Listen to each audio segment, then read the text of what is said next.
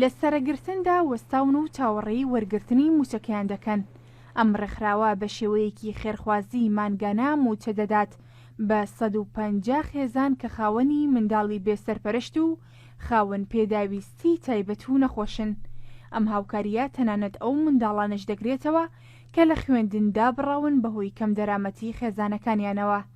هاوکاریەکانی نووسینگەی هەڵەبجەی منداڵپارێزی کوردستان مانگانە لە نێوان 100 بۆ 150 هزار دیناردایە بۆ هەر خێزانێک.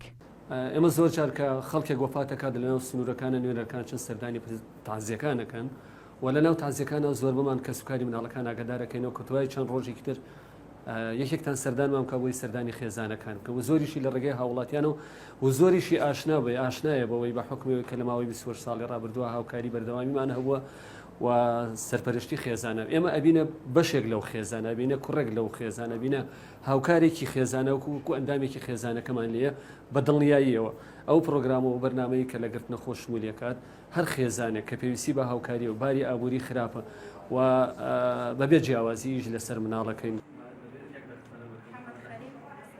ئەوانەی لێرە هاوکاری دەکرێن تا تەمەنی 18 ساڵی سوودمەند دەبن لەم هاوکاریانەی کە خێرخوازە بیانی و ناوخۆیەکان بۆیان دەنێرن.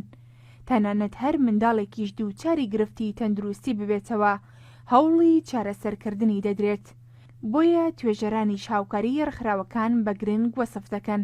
ژمارەیەکی زۆر لە هاوڵاتیانمان شەهید بوون و کۆمەڵێکی زۆر مناڵ بێنەوا و نازدار بوون لەبەرەوە پێویستێکی زۆر هەنووکەین و بە تایبەتی دوای ئەوش کە قەیرانی دارایی دروست بوو ژمارێکی زۆر لە مناڵان ناچاری کارکردن بوون بۆ ژمارێکی زۆر لەو خێزانانەی کە هاوکاریەکیانە بۆ هاوکاریەکانیان بەردرا لە نەتیجە و لە ئەنجامدا مناڵانێکی زۆر بێنەوا بوون و بێگیرفان بوون و بێئیمکان بوون. لەبەرەوە پێویستێکی زۆر زەرورن بۆ هەم بۆ داکۆکیکردن لە مافەکانیان بۆی مافێ و مناڵانە پارێزرێ و بەردەوام بن لە خوێندن